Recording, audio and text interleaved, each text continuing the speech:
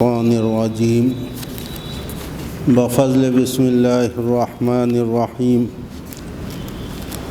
ان اللہ وملائکتہ یصلون علی النبی یا ایہا الذین آمنوا صلوا علیہ وسلموا تسلیما اللہم صلی علی سیدنا و مولانا محمد وعلى آل سیدنا و مولانا محمد بعدد کل شیء معلوم باللہ مقافات امن دوسری جلد، اس میں جو 13واں شمارہ ہے جس میں 27 جنوری 2001 عیسوی ہفتے کی تربیتی مجلس کا بیان شامل ہے۔ بیان کا کچھ حصہ کل آپ حضرات نے سماعت فرمایا، اب آگے کا مضمون پیش کیا جا رہا ہے۔ علامہ اقبال رحمۃ اللہ علیہ کا شعر ہے، جہاں میں اہل ایمان صورت خورشید جیتے ہیں، ادھر ڈوبے ادھر نکلے، ادھر ڈوبے ادھر نکلے۔ حضور پر نور مرشدی و مولائی حضرت قبلہ غلام علی شاہ رحمۃ اللہ علیہ اس شعر کو نقل کرنے کے بعد ارشاد فرماتے ہیں، ہم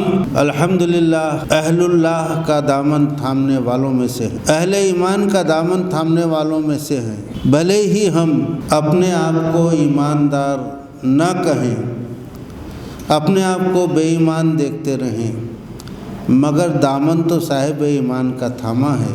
جو صاحب ایمان ہیں، جو صاحب یقین ہیں، جو صاحب مشاہدہ، جو حق کے ہم نشین ہیں اور حق جن کا ہم نشین ہے، ہم ان کے دیکھنے والوں میں ہیں، ان کے چاہنے والوں میں ہیں۔ میں پن میرے اندر کی خرابی ہے، اس سے چھٹکارا پانے کے لیے تصوف کی کتابیں ہیں جن میں علم و عرفان ہے، فہم و عمل بھی اسی سلسلے کی ایک کڑی ہے۔ مطالعے کا مقصد یہ ہے کہ میری زندگی اللہ تعالیٰ اور رسول اکرم صلی اللہ علیہ وآلہ وسلم کی مرضی کے مطابق ہو جائے اور اللہ رسول صلی اللہ علیہ وآلہ وسلم کی چاہت زندگی میں جاری و ساری ہو جائے۔ اس کے بعد جیسا کہ ابھی بتایا گیا، یہ ہفتے کی تربیتی مجلس کا بیان ہے۔ اس مجلس میں حضور پیر مرشد قبلہ رحمۃ اللہ علیہ کے ہاتھ میں فہم و عمل رہا کرتی تھی، آپ اس میں سے کچھ سطور پڑھتے اور پھر اس کی تشریح فرماتے تھے۔ ابھی جو تشریح پڑھی گئی اس کے بعد حضور پیر مرشد قبلہ نے فہم و عمل سے یہ سطور ناظرین کے سامنے پیش فرمائی۔ سمجھ میں جو نظر ہے، اس نظر میں سے یہ وہ نکل گیا، یعنی کثرت ہٹ گئی، پھر کیا رہ گیا تو ایک نور رہ گیا، یعنی آپ کو قرآن مجید میں جو حکم ہے سجدہ کر اور قریب ہو جا، جب قرب حاصل ہو گیا تو اب معنوی حیثیت سے آپ کا وجود نمود نہیں رہا، پھر کیا رہا؟ نور رہا۔ جب قرب حاصل ہو گیا، اللہ تبارک و تعالیٰ سے نزدیکی حاصل ہو گئی، تو ہم اپنے اندر محسوس کرنا شروع کر دیے کہ ہمیں اللہ تعالیٰ کی یاد سے غفلت نہیں برتنی چاہیے۔ ہم کو استحضار حاصل ہو گیا، یعنی یہ احساس ہو گیا کہ ہم اللہ تبارک و تعالیٰ کی حضوری میں ہیں، اللہ ہمیں دیکھ رہا ہے، یہ مقام ہم کو حاصل ہو رہا ہے۔ یہ کوئی معمولی مقام نہیں ہے کہ آدمی ہمیشہ یہ سمجھتا رہے کہ میں حق کے روبرو ہوں، حق میرے روبرو ہے، اللہ مجھے دیکھ رہا ہے۔ رسمی طور پر کہہ دینا الگ بات ہے، کامل یقین، پورے وثوق اور کامل ایمان کے ساتھ کہنا الگ بات ہے۔ اس کے بعد پھر فہم و عمل حصہ دوم صفحہ 95 کا ایک جملہ پڑھا گیا۔ جب قرب حاصل ہو گیا تو اب معنوی حیثیت سے آپ کا وجود نمود نہیں رہا، پھر کیا رہا؟ نور رہا۔ اب اس کی تشریح ہے، یعنی یہ کیا ہے؟ یہ پریکٹس ہے۔ ہم مصلی پر ہاتھ باندھ کر چین سے بیٹھیں گے اور تصور کریں گے شیخ کا اور میرے شیخ کے اوپر نور کا، ان کے دل پر نور، وہ نور میری طرف منعکس ہو رہا ہے۔ پھر اور آگے بڑھیں گے تو تصور کریں گے کہ شیخ سرتاپا نور ہیں اور وہ نور میرے اندر آ رہا ہے۔ پھر اور آگے بڑھیں گے تو یہ تصور کریں گے کہ میرے اندر شیخ کے سوا کچھ نہیں ہے، پیر کے سوا کچھ نہیں ہے، لیکن اس کی حدود ہیں، یعنی اس میں ادب ہے کمال درجے کی محبت ہے، محبت کا حق ادا کیے بغیر یہ پریکٹس کریں گے تو جاہل ہی رہیں گے۔ محبت جتنی کمال درجے سے ہوگی یہ تصور کرنا اتنا ہی آسان ہوگا۔ اگر محبت نہیں ہے یہ تصور بھی جمنا مشکل ہے۔ بنیادی چیز تصور ہے، مگر محبت پیدا کرنے کے لیے محبت کرو کہا جاتا ہے۔ جب بار بار کا تصور ہوگا تو خود بخود محبت پیدا ہوگی، جب محبت پیدا ہوگی تو تصور میں استقامت آئے گی۔ یہ دونوں ایک دوسرے کے لیے لازم و ملزوم ہیں۔ ابھی جو حدیث شریف بیان ہوئی ہے یہ فہم و عمل کی عبارت ہے۔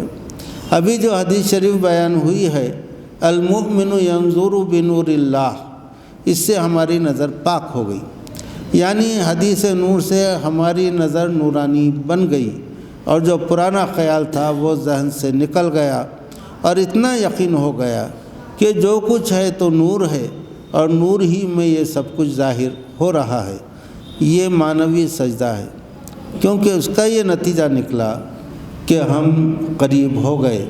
اب معنوی حیثیت سے قریب ہونا ہی سجدے کی قبولیت کی علامت ہے۔ سجدہ عام ہے مگر قرب عام نہیں ہے۔ بدل کے بھیس پھراتے ہیں ہر زمانے میں، اگرچہ پیر ہے آدم جواں ہیں لات و منات۔ یہ ایک سجدہ جسے تو گراں سمجھتا ہے، ہزاروں سجدوں سے دیتا ہے آدمی کو نجات۔ قریب ہونے کے واسطے دو چار سجدوں کا کام نہیں ہے۔ سجدہ کر اور قریب ہو جا۔ ہم سجدہ تو کر رہے ہیں لیکن قرب نصیب نہیں۔ سجدہ کر اور قریب ہو جا کیا ہے؟ نور محمدی صلی اللہ علیہ وآلہ وسلم کو مان لینا اور جاننا ہے، اور پھر دیکھ لینا۔ سجدہ کر اور قریب ہو جا کیا ہے؟ نور محمدی صلی اللہ علیہ وآلہ وسلم کو مان لینا اور جاننا ہے، اور پھر دیکھ لینا ہے۔ ایسا دیکھنا کہ خود اپنا پتہ نہیں رہتا۔ یہ بات ایسی ہے کہ بار بار کی تکرار کی ضرورت ہے، بار بار اس پر عمل کرنے کی ضرورت ہے، تبھی اس میں ترقی بھی ہوگی اور اس سے کیفیت بھی پیدا ہوگی۔ اسی کا نام عمل ہے۔ مراقبہ اور مجاہدہ بھی اسی لیے ہے، بغیر کوشش کے یہ چیز بھول میں چلی جاتی ہے۔ حضرت وطن صاحب قبلہ رحمۃ اللہ علیہ کا شعر ہے، نظر آتا ہے کثرت میں تماشا مجھ کو وحدت کا، جہاں بازار کہتا ہے جسے وہ میری خلوت ہے۔ حضرت علامہ اقبال رحمۃ اللہ علیہ فرماتے ہیں، خودی جلوہ بدمست و خلوت پسند، سمندر ہے ایک بوند پانی میں بند۔ حضور پیر مرشد قبلہ فرماتے ہیں، ابھی جو سبق ہوا اسی پر اس شعر کو ڈھال لو۔ خودی جس کا نام رکھے وہ نقطہ نوری ہے۔ یہ جو ابھی نور کا سبق ہوا اس پر عمل کرو، اس کو خوب جماؤ۔ علامہ اقبال رحمۃ اللہ علیہ کے جتنے بھی دفتر ہیں خودی کی فہمائش میں، وہ صرف پڑھتے رہنے کے لیے نہیں ہیں، بلکہ ایک چیز دیکھنے کی ہے، سمجھنے کی ہے۔ اس کو دیکھے نہیں، سمجھے نہیں، صرف پڑھ لیے، اس سے کیا ملے گا؟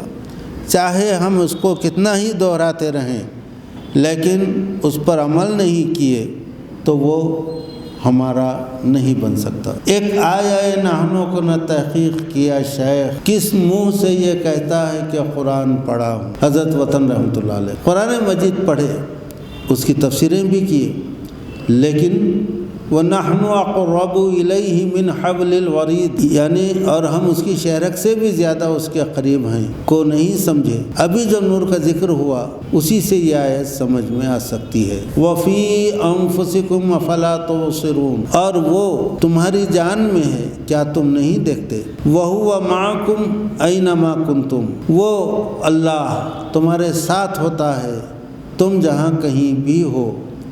اب تقرب کی جتنی باتیں دیکھیں گے تو گو کے الفاظ الگ الگ نظر آئیں گے، مگر معنی سب کے ایک ہیں۔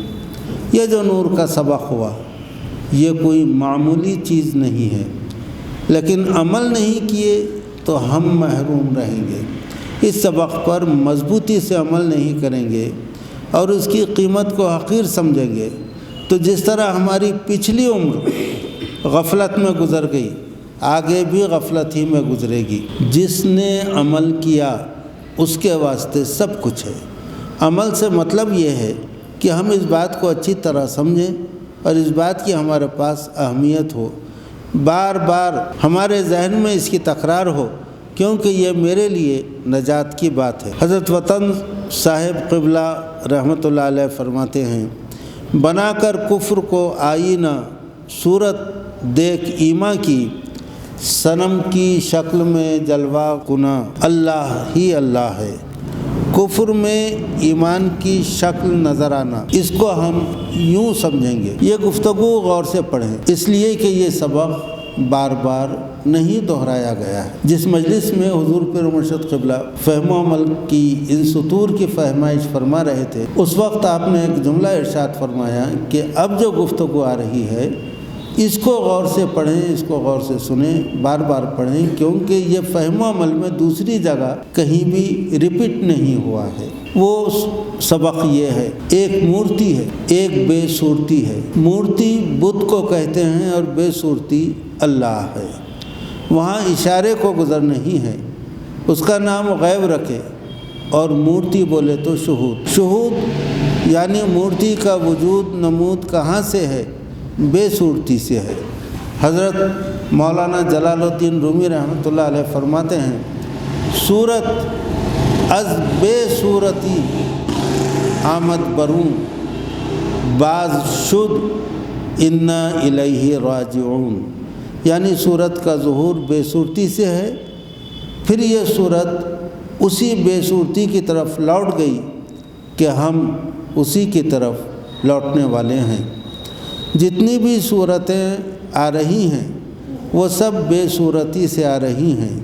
اس بے صورتی کا نام غیب ہے، اور صورتوں کا لوٹنا بھی بے صورتی ہی کی طرف ہے۔ بت پرستی کفر ہے، شرک ہے، انتہائی بری چیز ہے۔ بہت سے لوگ چاند سورج کو، پتھر کو، سونے چاندی کو پوجتے ہیں، غیب سے اس کا کوئی تعلق نہیں ہے، لیکن اصل مورتی تو انسان ہے اور انسانوں کی کثرت ہے، اور اس کثرت کی جو وحدت ہے اس کا نام آدم ہے۔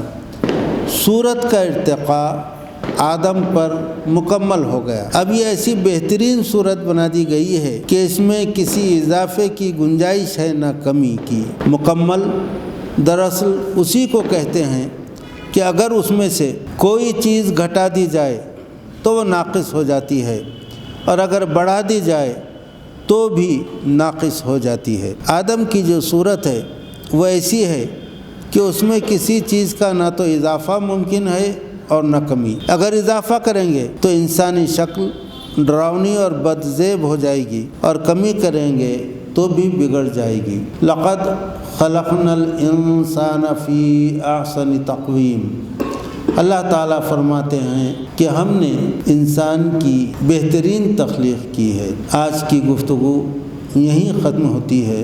بار الہ ہمیں ہدایت دے، عطا فرما دے ہمیں دنیا میں بھی بھلائیاں اور آخرت میں بھی بھلائیاں، اور آگ کے عذاب سے ہمیں بچائے رکھ۔ وآخر دعوانا ان الحمد للہ رب العالمین، وصلی اللہ تعالی علی خیر خلقہ سیدنا محمد وعلی آلہ واصحابہ وازواجہ وذریاتہ واہل بیتہ واحبابہ اجمعین، آمین برحمتک یا ارحم الراحمین۔